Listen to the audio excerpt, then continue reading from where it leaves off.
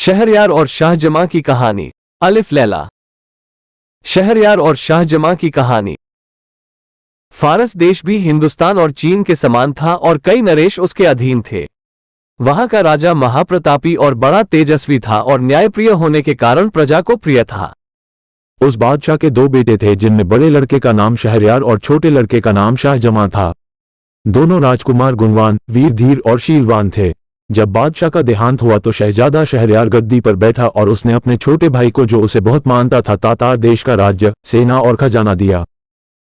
शाहजमां अपने बड़े भाई की आज्ञा में तत्पर हुआ और देश के प्रबंध के लिए समरकंद को, जो संसार के सभी शहरों से उत्तम और बड़ा था, अपनी राजधानी बनाकर आराम से रहने लगा।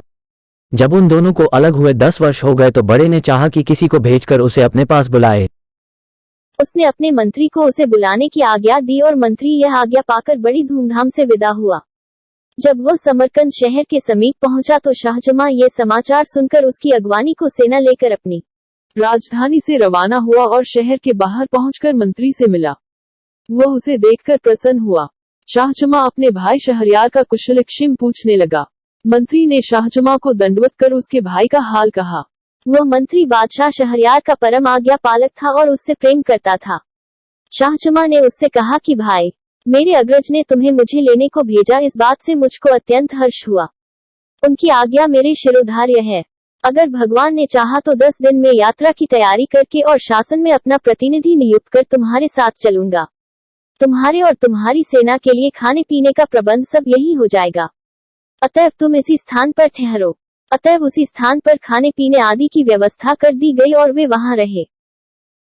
इस अवसर पर बादशाह ने यात्रा की तैयारियां की और अपनी जगह अपने विश्वास पात्र मंत्री को नियुक्त किया। एक दिन सायं अपनी बेगम से, जो उसे अति प्रिय थी, विदा ली और अपने सेवकों और मुसाहिबों को लेकर समरकंद से चला और अपने खेमे में पहुंचकर मंत्री के साथ बातचीत करने लगा। आधी रात होने पर उसकी इच्छा हुई कि एक बार बेगम से फिर मिल आऊं।